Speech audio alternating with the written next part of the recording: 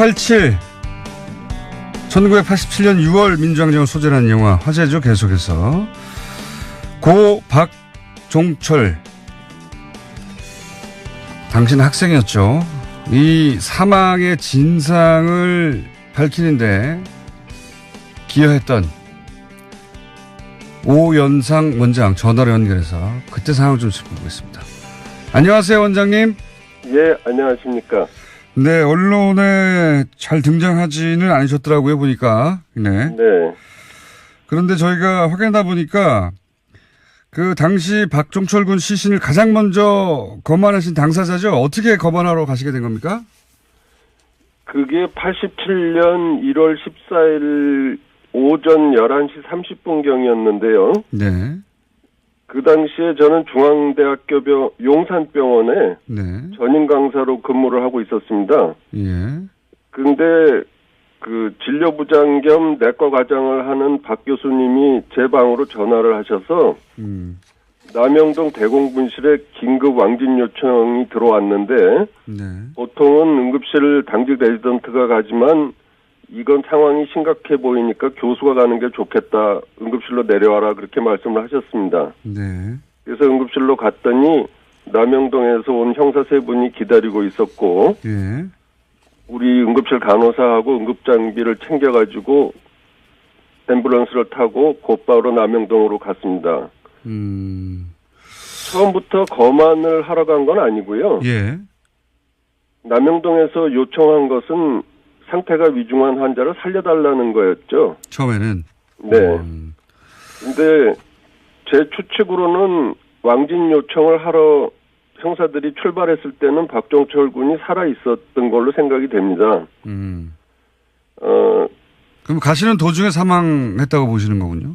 네, 그렇죠. 도착을 했을 때는 사망을 해 있었으니까 그렇게 된 것 같아요. 처음에 도착하셨을 때 당시 남영동 형사들은 상황을 어떻게 설명하던가요, 처음에? 네, 그러니까 그 병원에서 남영동까지 신호 무시하고 앰뷸런스로 달리니까 한 5분 정도 시간인데 그 예. 사이에 다음과 같은 정보를 말해주더라고요. 그 조사받던 학생이 술을 많이 먹었는지 목이 마르다고 물을 달라고 해서 물을 줬더니 주전자째 벌컥벌컥 마시다가 갑자기 숨을 안 쉬었다. 이렇게 얘기를 해줬어요.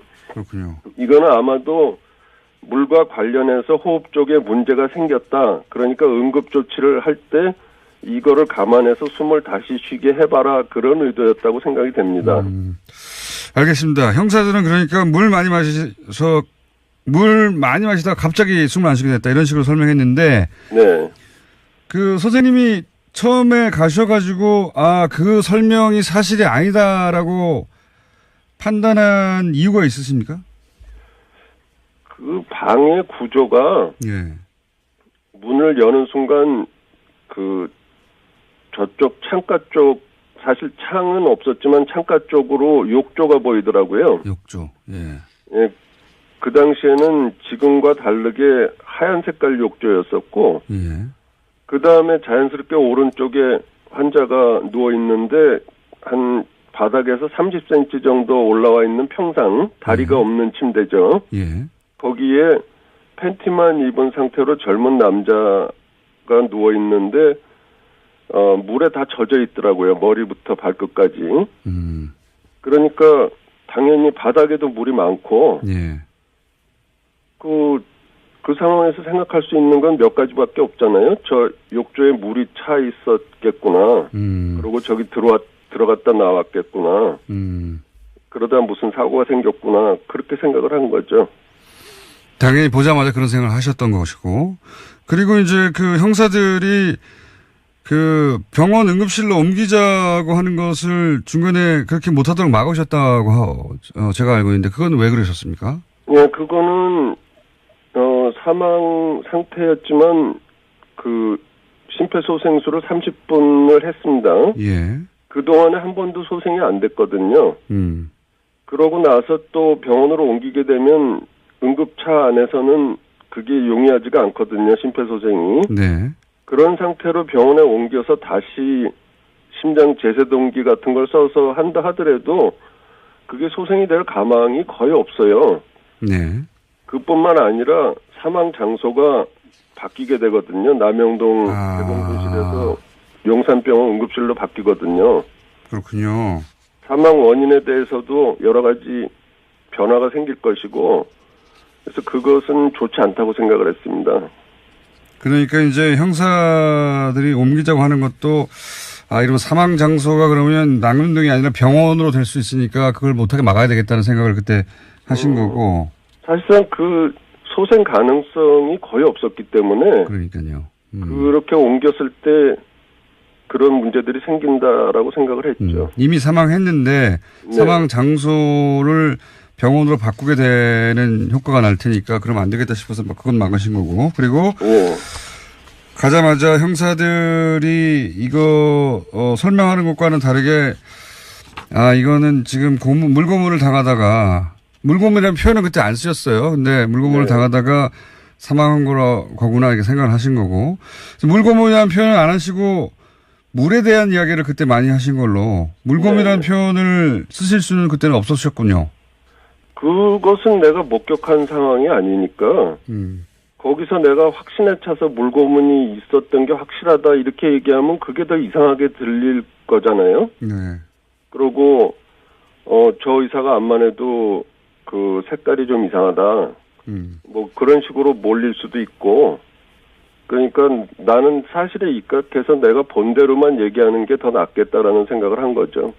그런데 이제 경찰이 기자회견을 열어서 그 유명한 이제 책상을 친히 억하고 죽었다 쇼크사로 발표를 하자 여기 대해서 그 단순 쇼크사가 아니라 고문사라고 사실상 처음 말씀하신 분이 선생님 아니십니까? 네, 신문 기사가 처음에 그렇게 나갔죠. 예. 그러니까요. 그러니까 처음에는 물고문에 대한 얘기를 안 하다가 경찰이 쇼크사로 발표를 하자 최초의 거만이로서 그냥 있을 수 없으셨던 거죠. 글쎄요. 기자분들이 찾아오셔서 인터뷰를 하게 됐으니까 그런 얘기를 하게 된 건데, 예. 상황에 대해서 얘기를 하는데 거짓말을 할 수는 없었던 거죠. 사실대로 말하면 본인이 그 당시 사회 분위기라는 게 이제 지금하고 완전히 달랐기 때문에 네. 주변에서 그렇게 사실대로 말하지 말라고 말리는 사람은 없었어요? 많이 있었죠. 뭐 어떤 상황이 벌어질지 예측들을 못하니까 입 조심해라. 뭐 그냥 적당히 얼버무리는 게 좋겠다. 그런 얘기는 많이 들었습니다. 근데 왜 그냥 사실대로 말해버리셨습니까? 그거는 쇼크사 아닌 거를 내가 분명히 알고 있는데 그거를 맞다고 얘기할 수는 없었죠. 그리고 만약에 내가 그렇게 양심에 따라서 얘기를 안 하고 거짓말을 하면 평생 동안 내가 나를 괴롭힐 것 같았어요. 그것도 굉장히 위험한 일이라고 생각이 됐거든요. 고문보다는 그게 더 걱정되셨군요. 그러면 그 이후에 혹시 뭐 경찰에 끌려가거나 뭐 감시를 당하나 그런 일은 안 겪으셨습니까? 안 겪으셨어요? 일단 14일에 거기 갔다 온 뒤로 그날 오후부터 감시가 있었죠. 귀찮게 구는 사람들을 보호해주겠다 그러면서 그 형사들이 감시를 했는데 그건 아마 기자들이 접촉 못하게 하려고 그랬던 것 같고요. 기사가 나가고 난 다음에는 검찰 조사를 24시간 받았고 곧바로 연이어서 신길동으로 임의 동행돼서 거기서 한 16시간 정도 조사 받았습니다. 조사도 받으셨고. 무섭지는 않으셨어요? 뭐 내가 죄 진 게 없는데 무섭긴 뭐가 무섭겠어요. 다른 데로 얘기하면 되는 거지. 네. 그러니까 전문가로서 그리고 직접 본 것을 사실대로 얘기했을 뿐이니까 나는 무서워할 이유가 없다 이렇게 생각하신 거군요. 예. 지금 현재는 학교에서 가르치지 않으시죠? 지금은 네, 2009년도에 제가 개업을 했습니다. 개업을 네. 하시고 당뇨병을 전공한다고 들으셨는데 그러면 지금 개인 병원도 관련입니까? 예, 아무래도 저는 당뇨가 전공이기 때문에 오시는 환자분들도 거의 다 당뇨 환자가 많습니다. 제가 갑자기 이 얘기를 여쭤본 이유가 뭐냐면, 네. 제가 이제 한 10여 년 전에 인터뷰했던 것도 한번 읽어봤는데, 최근에 인터뷰를 거의 안 하셔가지고, 오래되셨더라고요. 네. 그래서 읽어봤는데, 각자 자기 일을 잘하면 되고, 사실대로 이야기하고, 그냥 정직하게 일하면 된다, 이런 말씀을 하셨더라고요. 네네. 굉장히 인상적이어서 당뇨병을 굳이 전공하신 걸 제가 거론했고, 마지막으로 혹시 나라다운 나라라는 얘기가 작년 한 해 굉장히 많았는데, 본인 생각하시는 나라다운 나라는 어떤 겁니까? 글쎄요, 저는 그냥 각자 자기가 자기 맡은 분야에서 자기 일을 충실히 잘 하면 된다고 생각하거든요. 저 같은 의사는 환자 잘 보고, 정치인들은 정치 잘 하시고, 뭐 물건 만드시는 분들은 좋은 물건 많이 만드시고, 그렇게 하면 좀 나라다운 나라가 된다고 생각합니다. 그게 기본인데 그게 쉽지가 않아요. 예. 선생님, 오늘은 직접 오시고 좀 자세한 얘기 나눠봤으면 좋겠는데, 네. 전화해서 여기까지만 하고요. 저희가 네. 한 번 더 모시겠습니다. 감사합니다.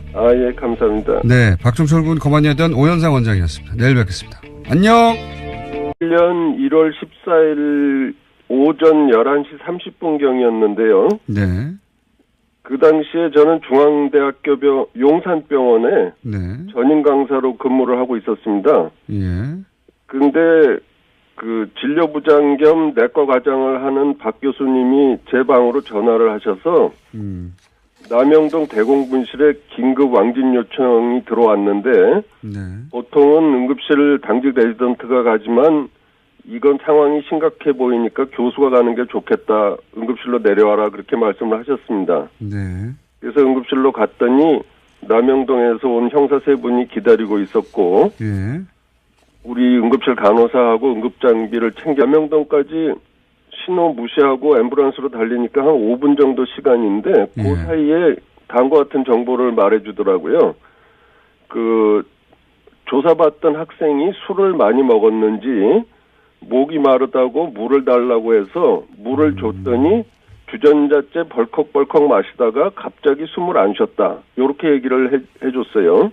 그렇군요. 이거는 아마도 물과 관련해서 호흡 쪽에 문제가 생겼다. 그러니까 응급 조치를 할 때 이거를 감안해서 숨을 다시 쉬게 해봐라. 그런 의도였다고 생각이 됩니다. 알겠습니다. 형사들은 그러니까 물 많이 마시다가 갑자기 숨을 안 쉬게 됐다. 이런 식으로 설명했는데. 네. 그래가지고 앰뷸런스를 타고 곧바로 남영동으로 갔습니다. 처음부터 검안을 하러 간 건 아니고요. 예. 남영동에서 요청한 것은 상태가 위중한 환자를 살려달라는 거였죠. 처음에는. 네. 근데 제 추측으로는 왕진 요청을 하러 형사들이 출발했을 때는 박종철 군이 살아 있었던 걸로 생각이 됩니다. 그럼 가시는 도중에 사망했다고 보시는 거군요?